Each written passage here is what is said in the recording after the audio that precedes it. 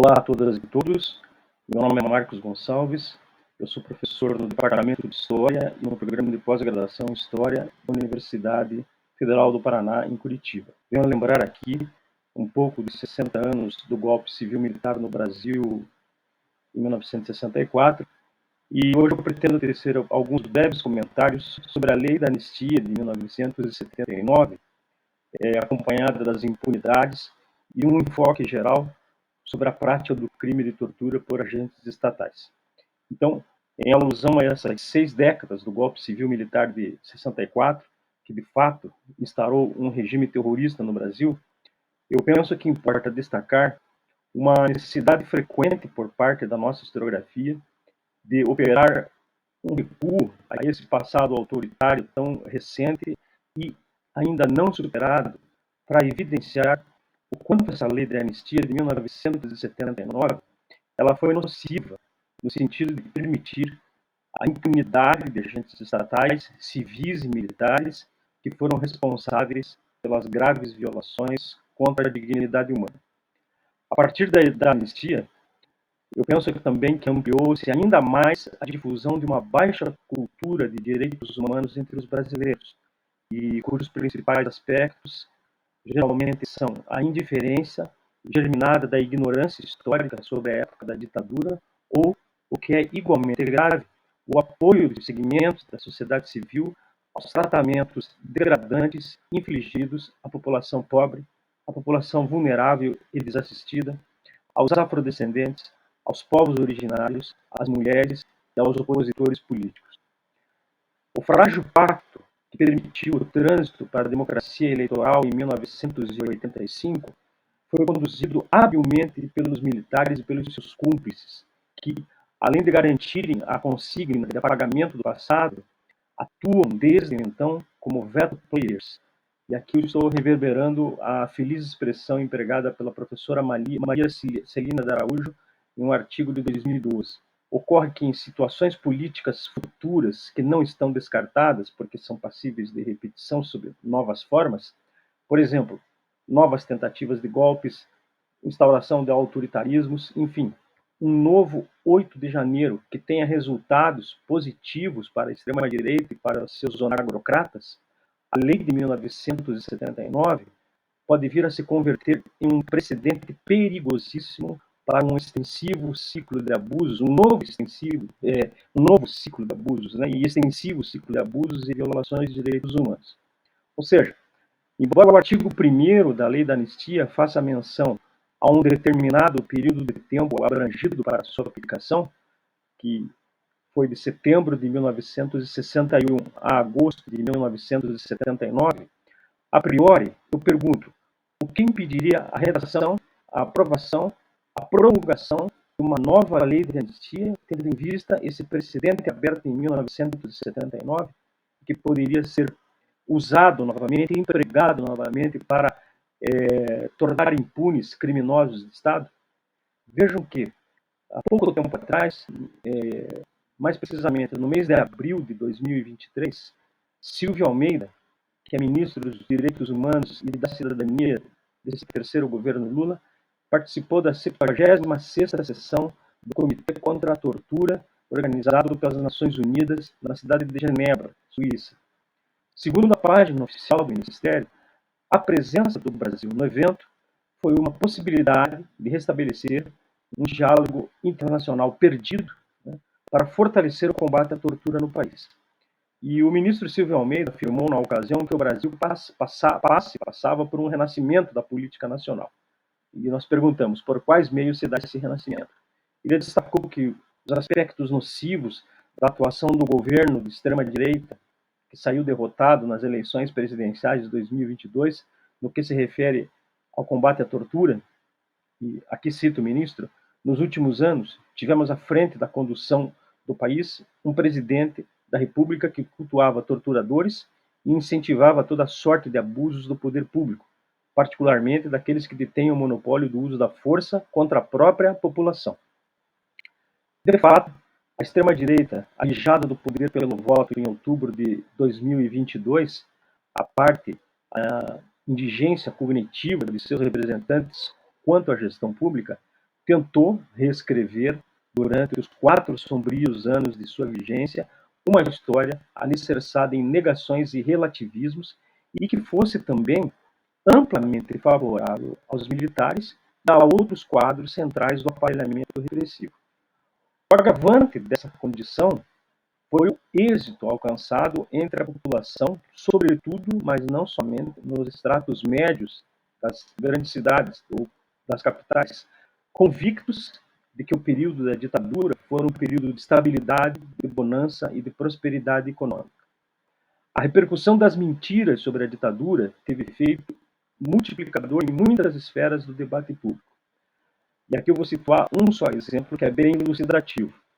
Não foi de maneira inadvertida ou descuidada que no dia 25 de abril de 2022, Ricardo Arruda, deputado estadual do Paraná, à época afiliado ao partido União e eleito presumivelmente, repito, presumivelmente com as benesses financeiras de grupos neopentecostais, nessa onda fascista que toma conta do Brasil desde 2016 ou desde 2018, não sentiu vergonha em declarar do plenário da Assembleia Legislativa do Estado do Paraná o seguinte, aspas para o deputado.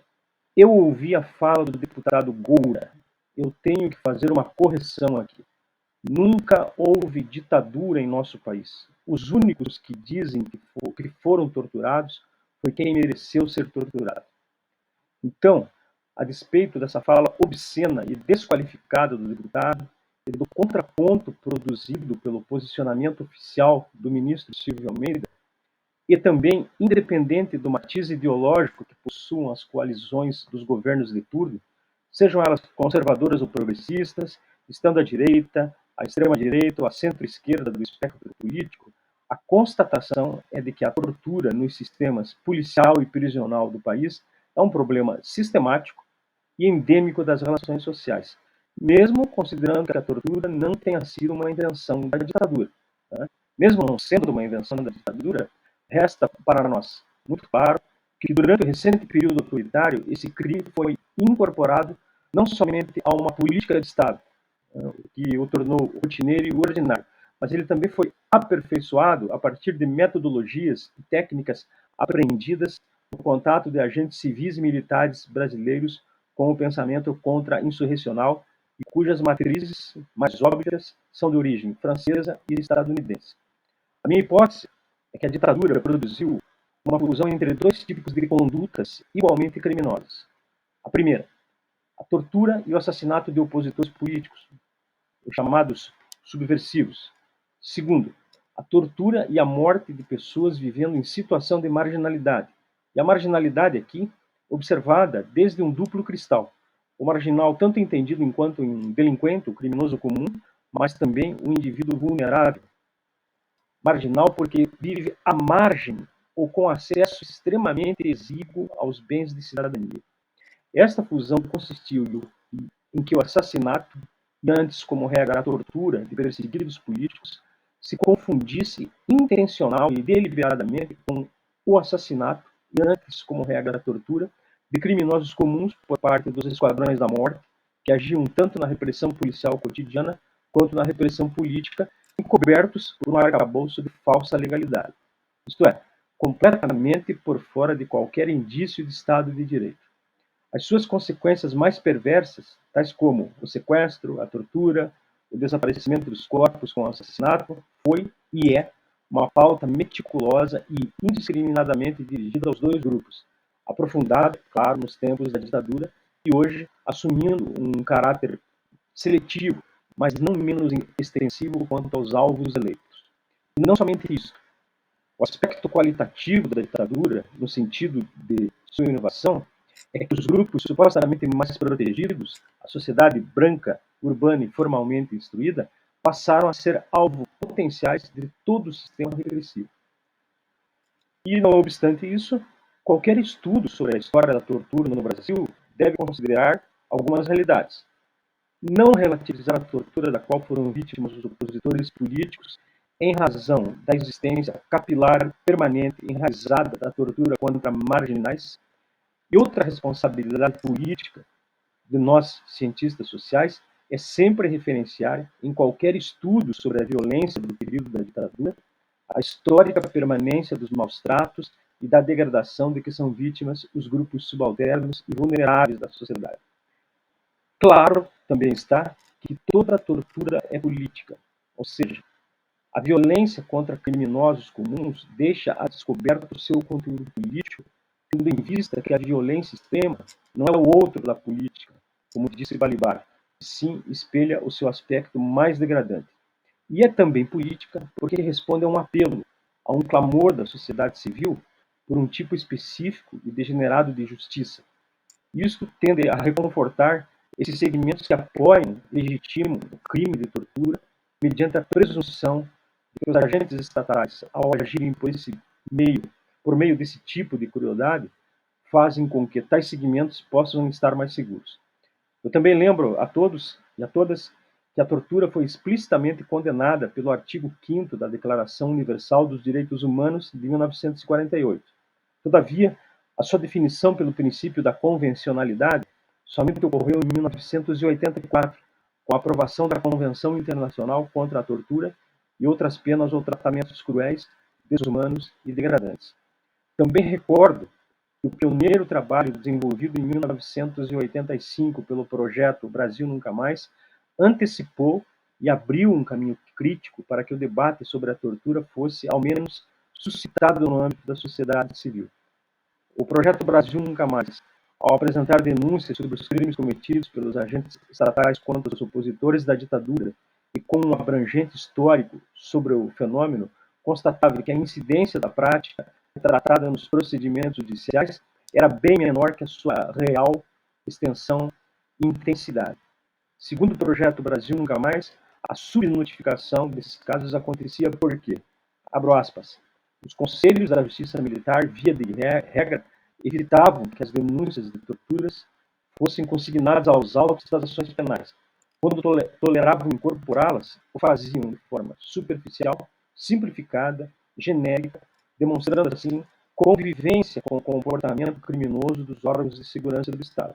Raros os juízes auditores que fizeram consignar nos autos a descrição pormenorizada das sevícias sofridas pelos réus e os nomes de seus algozes. Fecho aspas para o projeto Brasil Nunca Mais. Então, em termos de atualização, resta mencionar que o combate à tortura no Brasil e a consequente tentativa de mais capilarização do direito humanitário na sociedade sofreram um significativo retrocesso nos últimos 4 ou 5 anos. A este propósito, o Ministério Público Federal, por meio de sua 7ª Câmara de Coordenação e Revisão, emitiu a 13 de junho de 2019, há menos de 5 anos, portanto, uma nota pública de repúdio sobre os efeitos desmanteladores de combate à tortura com o teor do decreto número 9.831, de 10 de junho de 2019. O decreto alterava o funcionamento e a composição de órgãos do Sistema Nacional de Prevenção e Combate à Tortura, o SNPCT, enfraquecendo mecanismos de peritagem e investigação do crime e impedindo uma participação mais ampla de organizações da sociedade civil. Segundo a nota pública do Ministério Público Federal, no ano de 2013, com a promulgação da Lei 12.847, o Brasil assumiu compromissos internacionais no âmbito da Convenção contra a Tortura e do protocolo facultativo à Convenção da Organização das Nações Unidas. Então, o sistema criado pela Lei de 2013 prevê instância de participação e representação social e órgão técnico, composto de peritos para a realização de visitas sistemáticas a unidades de prevenção de liberdade. O repúdio do Ministério Público Federal ao decreto de 2019 está relacionado ao artigo 8, que estabelece a composição do SNPCT. Em seu item 13, houve a inclusão de um parágrafo que veda o exercício de peritos vinculados a redes e a entidades da sociedade civil e a instituições de ensino e pesquisa, a entidades representativas de trabalhadores, a estudantes e a empresários integrantes do SNPCT. O Ministério Público Federal demonstrou preocupação com as medidas adotadas pelo Executivo, além de ter se manifestado pela revogação imediata do decreto. Pois bem, hoje esse tema fica por aqui. Eu espero ter esclarecido ao menos alguns dos principais pontos que permeiam esse debate tão intenso na nossa sociedade e também ter contribuído para encorpar a discussão entre os segmentos que defendem uma sociedade humanizada e livre de torturadores. Tortura nunca mais, anistia nunca mais. Eu agradeço muito a atenção de todas e todos vocês. Meu muito obrigado.